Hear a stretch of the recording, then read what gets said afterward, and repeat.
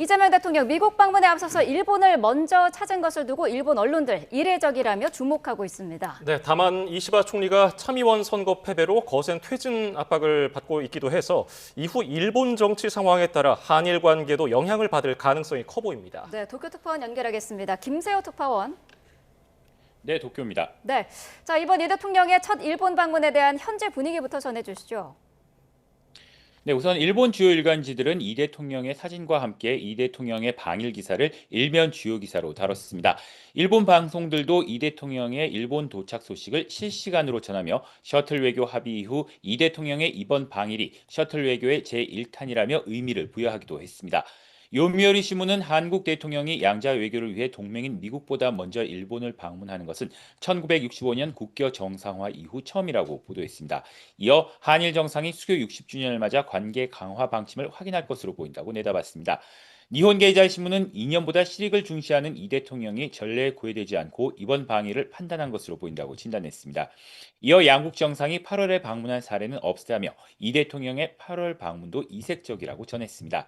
아사히 신문은 이 대통령이 위안부 합의 강제동원 배상안을 계승하겠다고 밝힌 데 대해 트럼프 미국 대통령에 대한 대응 등을 고려해 일본과 안정적인 관계를 구축하고자 하는 면이 있다고 설명했습니다.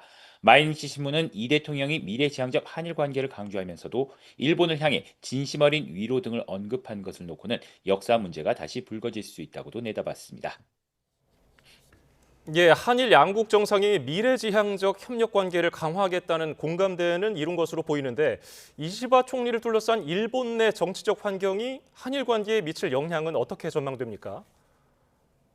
네, 지난달 말 일본 여당의 참의원 선거 참패 이후 집권 자민당 내부에서는 이시바 총리의 퇴진 요구가 거세지고 있습니다. 자민당 총재선거관리위원회에서는 당내 의원들의 요구로 조기 총재 선거 여부를 검토하고 있습니다. 다음 달 초순 이후쯤이면 조기 총재 선거를 할지가 결정될 수 있다는 관측이 나오고 있습니다.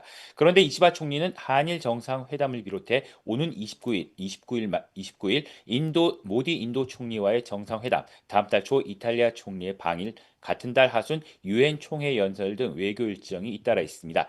여기에는 이시바 총리가 외교 성과를 통해 정치적 위기에서 실마리를 마련하고자 하는 의도도 있어 보입니다. 이런 측면에서 이 대통령과의 정상회담에서 성과를 내려면 이시바 총리로서도 존재감을 높일 수 있는 계기가 될 수 있습니다. 그럼에도 결국 조기 총재 선거가 실시될 경우 이시바 총리의 재선이 쉽지 않다는 관측이 나옵니다. 이후 한국의 강경한 입장을 보이는 총재가 나와 총리가 된다면 한일 관계 개선 흐름에도 자칫 부정적인 영향을 줄 가능성이 있습니다. 지금까지 도쿄에서 YTN 김세호입니다.